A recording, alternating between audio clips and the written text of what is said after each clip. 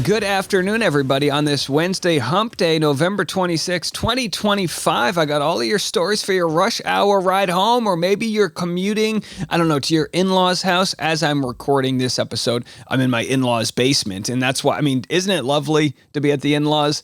All the rules of life go out the window when you're at the in-laws. Sugar, sweets, you don't bathe for days. Isn't it fantastic? Don't go near me. I smell, folks. Okay, so I've got some hilarious stories to get to you. Some of my favorite types of stories. When we correct famous podcasters when they get something wrong. We have Nick Viall. He completely gets a Blake Lively story wrong. I know, no, this isn't a repeat episode. He did it again.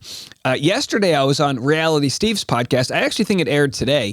And we were talking about this, how like the guy woefully gets things wrong. It's so fun to just educate people and how wrong they get it. So we'll cover that, and then more on Mark Kelly as the Department of War chief, Pete Hegseth, criticizes him for the placement of his medallions on his uniform.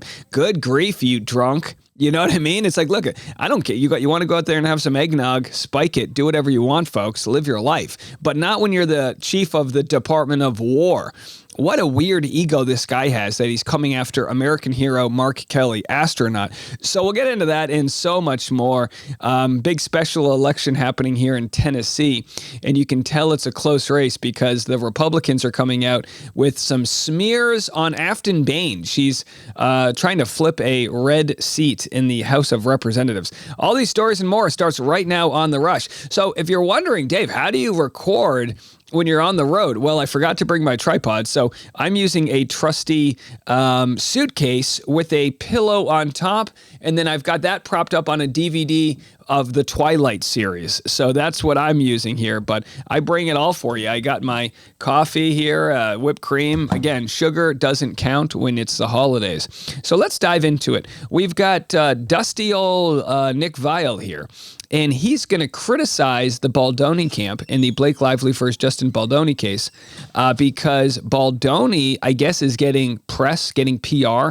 Now, Nick Viall has been on Team Blake Lively in part because, I don't know, some sort of weird love triangle he has with Ryan Reynolds. He wants to be the Amazon Basic version of Ryan Reynolds, I guess. I don't know. Keep trying. But either way, let's have a listen, and then we'll educate him on how court cases work. Here it is. Justin Baldoni's texts show support from Rainn Wilson and Blake Lively feud with the quotes, "You were set up." The White Truth has entered the chat. I don't get how he gets these headlines that are framed as if he has like some smoking gun, as if like, oh, the texts from Rainn Wilson somehow prove his innocence. By the way, Nick loves to say as if, or it's almost like. He uses these figures of speech to conflate things. It's almost like Justin Baldoni is trying to win his court battle. It's like he's trying to not get bad press. Now, I just want to remind people, the Rainn Wilson messages are in court documents. So Nick is giving a lot of projection here because he's just assuming that everything that comes out through gossip magazines is from a personal phone call to the editor to try to get a story printed, which, by the way, when you're in Nick's shoes, that's what you do. He's notorious for this. Got a bad article about you, you call the person up, see if they can change it. You know, there's a game of PR that's played. Do I play that game? No, first of all, I'm not in these gossip rags. God bless. What a dying industry that is. But when you're at the fame level of Baldoni or Blake Lively, you don't have to tell. And by the way, yes, PR exists. Like, your PR person will nudge people to write certain stories, but you don't have to tell them what to say because it's an actual really interesting story. This isn't like, I don't know, Nick shopping for avocados at his local Stop and Shop. You know what I mean? Like, this is a real case that's happening.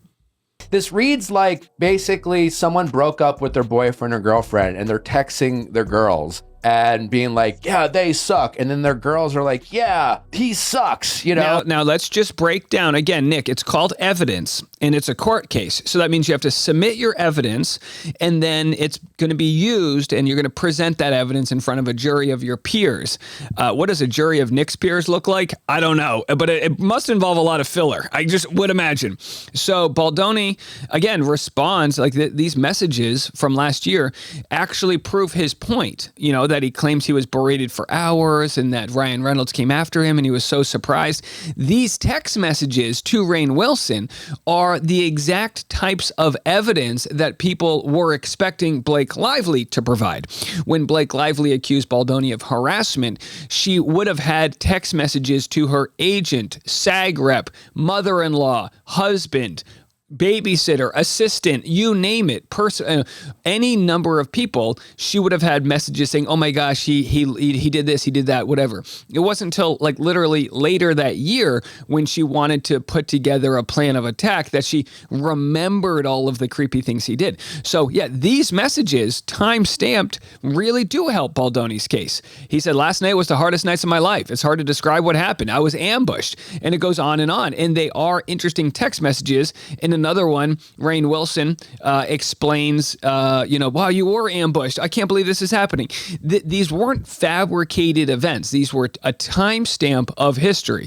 This is, in today's modern world, great evidence. Now, is this a smoking gun? No, it's not a smoking gun. Rainn Wilson, a good friend of Baldoni's, a confidant, someone he would explain his struggles to, you would expect that these messages would be people telling the truth. That's why it's important. And the only thing more interesting than what Nick is saying here is the comment section absolutely dunking on him. And it just basically agreeing with them. Is Justin leaking these texts? Yeah, clearly. Like, Justin and his team are leaking these texts and like... Okay, my apologies for interrupting here. Objection, Your Honor. These text messages were not leaked. These text messages are in court documents for a trial that's happening. Look, I don't want to call Nick a dumb mother effer right now, but he's either really stupid or he's willfully, being Ryan Reynolds' little megaphone bitch, right? I don't know which it is, but it can't be anything other than those two, right? Like, I'm just fascinated by, like, Variety puts out this headline, and it's like a headline as if, like, Rainn Wilson is, like, knows the truth. Like, Rainn Wilson wasn't even there. He was, like, texting with his buddies. This headline could have just said Rainn Wilson and Justin Baldoni are friends, and Literally. It would have been the same thing. Yeah. That's it. That's the headline. True. Yeah, he has, like, no insight knowledge, but it reads as if, like, somehow there's some smoking gun, and he basically was like, yeah, your girlfriend sucks. Ryan was talking to me like I was a 5-year-old and scolding me, Baldoni wrote. He essentially said that Jamie and I are not who we claim to be, and that for us to have a podcast is unsafe because it makes people feel like we are safe. It's a crazy thing to, like, admit. That's what's so crazy about this is, like, I feel like we're being gaslit, where it's just like, yeah, that's kind of their point. The point is you had a podcast about how you guys are safe around women, you know how to act around women, you understand the plight of women, you're advocating for women, and then you show up to a production set and you're kind of weird, and you're talking allegedly about, like, your favorite porn or your former porn addiction or things like that, and that's the whole point. I think if I've learned anything from this entire situation, it's that don't put anything in text. Don't put anything in text. No, Susie, Nick, you're on the wrong side. Okay, so Susie,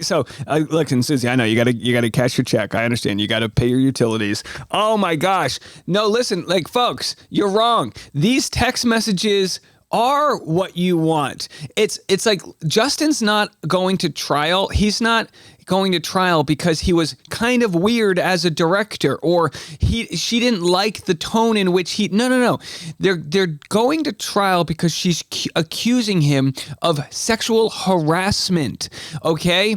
And his response is to share all of these receipts to say, look, maybe you didn't love me. Maybe I was a bad director. Maybe, which by the way wouldn't be true. That was a great movie, right? It was a very profitable movie. But maybe all of that's true. But these text messages show you blindsided me. And from that moment on, I was on my heels. And again, anyhow, so I can't believe it, and neither can the audience. Blake Lively's text message, if you knew me in person longer, you'd have a sense of how flirty and yummy the ball busting will be. It's my love language, spicy and playfully bold, never with teeth. Why was she talking about her love language at all? So all of the messages, how much are they paying you? Justice for Justin, Team Justin, you're still on Justin's side, or you're still on Blake's side.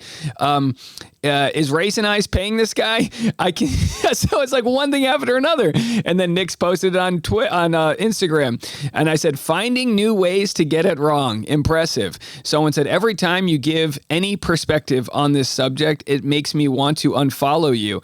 Please stick to reality TV and influencers. And look, I'm not here to tell Nick what to do with his content. I'm just going to correct it when he gets it wrong. It's basically like this. And this is what kills me. Again, Nick just did a $30 million deal for his podcast. Okay, which by the way, I think we get more views on YouTube. So bring the money in, folks. Come on, patreon.com/Dave Neal. So again, he has all of the money in the world, and yet they can't show these text messages. It's lazy of them to say, well, basically this is going on and basically that's going on. Look, we live in a time so rich in evidence that we can just get it at our fingertips online. Please do the work. Wow. All right. Well, let's move it on from there. A couple updates from Dancing with the Stars. And by the way, I'll give you, at the end of this episode, I'll give you some more thoughts on Nick, because I'm not here to bash him. Like, I don't care about him. I wish him well in life. It's just like, as far as the art form goes, it's not a good job when you're not getting it even remotely right. They leaked it to the press. It's in court documents. Anyhow, it's crazy. Here's Alex Earl. She came in second place last night, Dancing with the Stars. I can no longer keep the spoiler if you didn't watch it live. What are you doing with your life? Here's what she had to say. I mean, I feel amazing. Like, I'm just so happy right now looking back on the season that we had and the dances we put out, and I'm just excited to go back and watch and relive it all, and I can't believe it's over. And by the way, I thought Alex Earl, this is the reason why you go on Dancing with the Stars. I knew nothing about her, and I really loved hearing her story. I mean, she came into this kind of awkward, had no idea what she was doing, and she's a beautiful dancer. She almost won the dang thing, but the winner was Robert Irwin, the pride of Australia. So happy for him. Here's what he had to say. Robert, for you, your family now has 2 mirror balls. Yeah. How does it feel to share this with your sister? And you were saying you kind of watched as she was doing this, sitting on the sidelines, but you say it was different actually doing it yourself. Completely different. I mean, I think it's time for round 3 with my niece Grace. You know, she's 4, but we started young in the Irwin family. So we have you. Look at that. Your sisters. Look at that side by side. And that's why I wanted to have that journey, because I watched my sister, Bindi. She just flew, and to watch the way she changed and the way she embraced this, all of the challenges and the triumphs, and she just really grew so much as a person. Listen, this is why he won. I can't stop smiling. Robert Irwin is just a dose of happiness. I will follow this family wherever they decide to go. I actually started watching on YouTube some old Steve Irwin videos when he was first kind of coming up as a wildlife conservationist, and this whole idea that he wrangles. And the thing with Steve Irwin and Robert Irwin and this family is they're not afraid to be unique. They are painting outside the lines, and they created a world really where one didn't exist, being a global sensation. It's not because he's jumping on alligators. I mean, yeah, that's cool. It's the personality and the friendship that you get just from absorbing how good of humans they are. So anyway, good on them. All right, how about this for a wild story? White House Press Secretary Caroline Leavitt, her nephew's mom was arrested by ICE. A woman with ties to White House Press Secretary Caroline family is reportedly in ICE custody after being arrested earlier this month. What a sad story. And by the way, this is the face of someone at 28 years young who's going to have to live the rest of her life knowing she is complicit in the gaslighting that's going on in our country, and that's what it is. They'll take anything the president says and turn it into a positive. He wants to berate a reporter and call her piggy. Oh, he just tells it how it is. He's been working on concepts of a healthcare plan now for over a decade. We're going to address a lot of this coming up. But how about this? Donald Trump, the master of branding, says there is a new word for a Trump Republican, which is someone I want to avoid at Thanksgiving. No, which is almost everyone. Great policy is the key. It is T-Publican or T-publican. And even Don Trump Jr. said it better. Shouldn't it be Trumplican? Either way, it's somebody I'm going to try to avoid having a conversation with. Listen, what policies is he enacting right now that are helping Americans? Just remember this as you're shopping for groceries this Thanksgiving. Thanksgiving is a time where you bump elbows with families. Sometimes you bump uglies with someone you went to high school with. You go back on Wednesday night to go to the bar. Wrap it up, folks. No new kids unless you want them. You really don't want to be procreating with kids you went to high school with. Trust me. No, I'm kidding. Enjoy your life. Do whatever you want. But the point is like, what are they even talking about? And people are calling them out saying there's no policy. They only exist right now trying to scare people with culture war issues. How about this? So the response to this tweet that Trump posted, here's Homan News saying Trumplican sounds about right. A movement built on results, courage, and America first. The old GOP is gone. This is the Trump era. Now, if you're wondering, Homan News, that sounds familiar. Well, just this week, it was revealed that a whole army of bots were created that support MAGA, and they're not from this country. So he's so America first, and yet here we know the account hyping up Borders are Tom Homan with 30,000 followers, Homan News, is a non-European Union country in Eastern Europe. Another MAGA promoting user describing itself as a fun account. So there it is, folks. These accounts have all been exposed. They're not you or I. It's called astroturfing. And they're meddling in our cultural opinions, to be quite honest.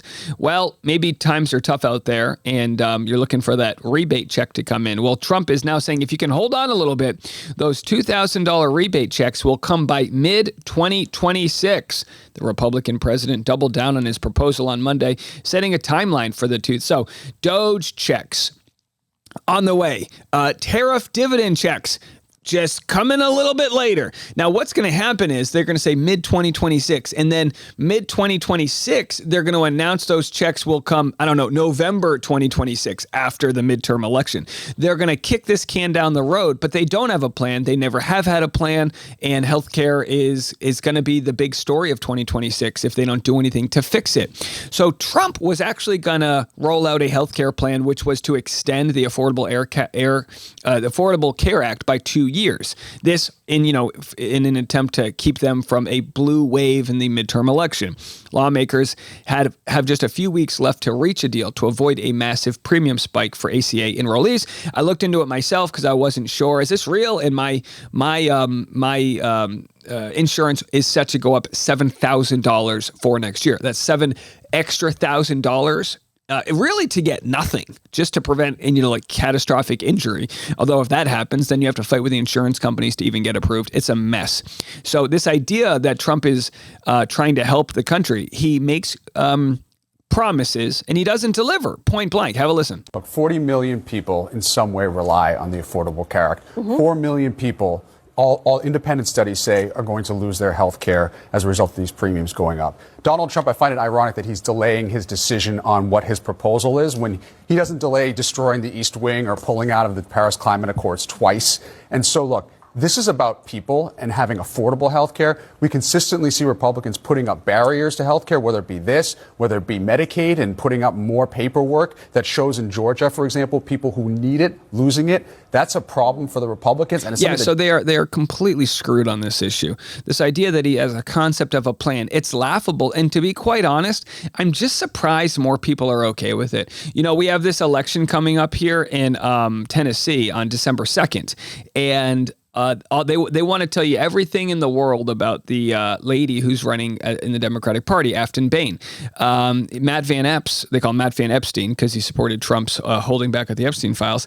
He's saying more taxes, burning down police stations, men giving birth. That's Afton Bain's reality. The only way to stop this radical nonsense is to vote red on December 2nd. Now, sadly, I still believe that the Republicans are going to win this election, which is just insane. So it's one thing after another. Libs of TikTok posting about men giving birth. Riley Gaines, who came in 5th place, tied with a transgendered woman, is now the spokesperson for this. Says, Afton Bain hates our city, our culture, our traditions. It's one after another going, trending out there. Afton, and then they share this video of her getting dragged out of an office. It's like, don't you want someone who's going to fight for you?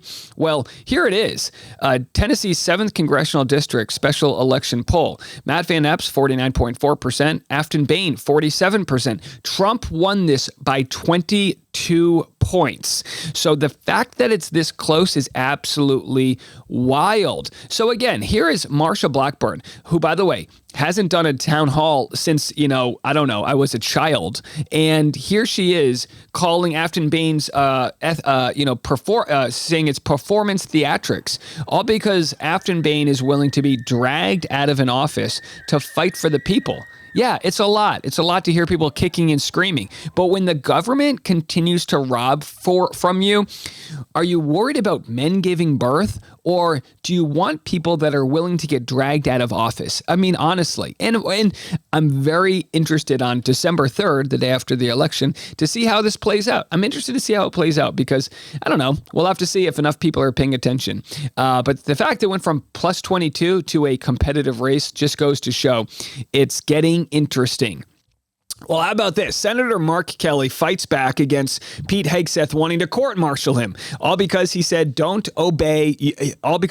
don't have to obey unlawful orders. Well, Senator Mark Kelly says, I've been strapped to a rocket, I've gone into space, I fought for my country in Desert Storm, and now we have drunk Pete Hegseth, head of the Department of War, saying, so quote-unquote Captain Kelly, not only did your sedition video intentionally undercut good order and discipline, but you can't even display your uniform correctly. Your medals are out of order and rows reversed. If you are recalled to active duty, it'll start with a uniform inspection.